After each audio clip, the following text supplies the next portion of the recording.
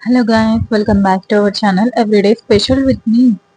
So ఈరోజు special ఏంటంటే వారంలో ఒక్క రోజైనా రోటి పచ్చడి తినాలంటారు, కానీ ఇప్పట్లో రోడ్లు లేవు కాబట్టి మిక్సీ పచ్చడి అయితే తినాలి కదా. ఏదైనా సరే పచ్చడి అయితే తినాలి. సో ఈరోజు స్పెషల్ ఏంటంటే బీరకాయ పచ్చడి అండి. బీరకాయ పచ్చడిలో నెయ్యి వేసుకొని తింటుంటే సూపర్గా ఉంటుంది. సో రెసిపీ ఏంటనేది ఒకసారి చెక్అవుట్ చేసేద్దాం. సో బీరకాయలు తీసేసుకొని, కొంతమంది ఆ పైన ఉన్న చెక్కనంతా నీట్గా జిగరేస్తారు, అలా అవసరం లేదు. తీగల్లాగా వస్తుంది కదా కొంచెం జిగిరితే, ఆ అట్లా తీగలు ఒకటి తీసేసుకొని ఆ పెచ్చుని అనేది అలాగే పెట్టుకొని, ఎందుకంటే ఇది కూడా టేస్ట్ గానే ఉంటది. కొంతమంది దీంతో కూడా పచ్చడి చేస్తారు. సో అది నాకైతే తెలియదు, కానీ ఇలాగా పెచ్చు అయితే పెట్టుకొని చేసుకోండి, చాలా బాగుంటది. సో ఇలాగంతా పెద్ద పెద్ద ముక్కల్లాగా కట్ చేసుకోండి, ఎందుకంటే మిక్సీకి వేస్తున్నాం కాబట్టి నూనెలో వేయగానే ఇవి మెత్తగా మగ్గిపోతాయి. సో చిన్న చిన్న ముక్కలు అవసరం లేదు. దగ్గర ఒక 5-6 పచ్చిమిరకాయలు అయితే తీసేసుకున్నాను. సో ఇలాగా చిన్న చిన్న ముక్కలుగా కట్ చేసేసుకోండి. అలాగే 2 మీడియం సైజ్ టమాటాలను అయితే తీసుకుందాం.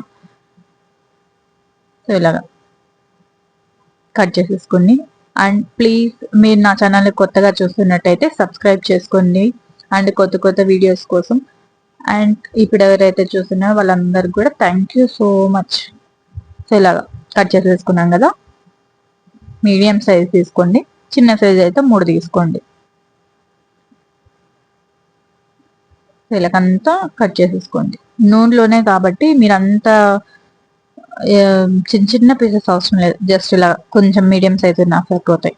సో ఇప్పుడు ఏంటంటే నెయ్యి వేసుకోండి, ఒక స్పూన్, చిన్న స్పూన్ నెయ్యి వేసుకొని జస్ట్ 1 స్పూన్ అలాగా ఆయిల్ కూడా వేసేసుకోండి. కొంచెం హీట్ ఎక్కిచ్చేసి ఇప్పుడు ఏంటంటే జీలకర్ర ఉంటుంది కదా, జీలకర్రని నూనె కాగిన తర్వాత జీలకర్ర వేసుకోండి కొంచెం.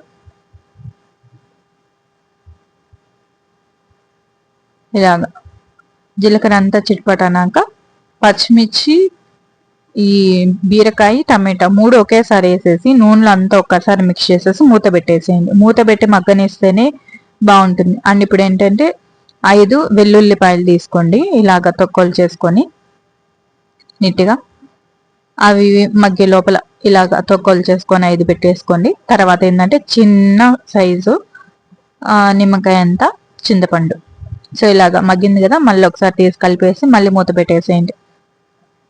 సో ఇలాగ అయిపోయిందా, మళ్ళీ ఒకసారి ఒక 5 మినిట్స్ తర్వాత తీసి చూస్తే ఇలాగ మెత్తగా మగ్గిపోతుంది. ఇప్పుడు ఏంటంటే కొంచెం పసుపు వేసేసి అందులోకి మళ్ళీ ఒకసారి అంతా మిక్స్ చేసేసి మూత పెట్టేసేయండి. ఇలా మూత పెట్టేసుకున్న తర్వాత ఎంత మగ్గితే అంత బెటర్ అండి. మీరు ఎక్కువ మంట పెట్టారంటే కింద అడుగంటిపోయి మాడిపోయిందంటే టేస్ట్ అంతా పోతుంది. కొంచెం చిన్న మంటలోనే పెట్టి మగ్గించుకోండి. సో మగ్గిన తర్వాత ఇప్పుడు వెల్లుల్లిపాయలు వేసేసాం కదా, కడిగి పెట్టుకున్న చింతపండుని కూడా ఇందులోనే వేసేసి ఫ్రై చేసేసేయండి. ఇలా అంతా బాగా కలిపేసి ఇవి కూడా మగ్గాలి కదా, సో కొద్దిసేపు మూత పెట్టేసేయండి. సో ఇలాగా ఫైనల్గా అయిపోయింది. ఇదేంటంటే బాగా ఒకసారి మిక్స్ చేసేసుకొని పక్కన తీసి పెట్టేసి చల్లారిన తర్వాత మనము మిక్సీ పట్టేసుకోండి. బరకగానే మిక్సీ పట్టండి, అంత నున్నగా పేస్ట్ లాగా అయితే చేయొద్దండి. జస్ట్ ఒక్కసారి ఆడిచ్చి వదిలేసాను. అండ్ తర్వాత వచ్చేసి పోపు పెట్టుకోవాలి. నూనె, ఆవాలు, ఉద్దిబ్యాళ్ళు, శనగపప్పు, కరివేపాకు ఇలాగ ఎర్రగా వచ్చేసిన తర్వాత మనం పచ్చడి మిక్సీ చేసి పెట్టుకున్నాం కదా, అది దీంట్లో తీసుకొచ్చేసింది.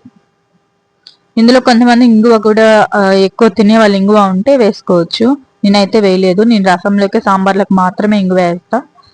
సో ఇలా ఫైనల్ అవుట్పుట్ అయితే ఇలా వచ్చేసేయండి. And thank you so much.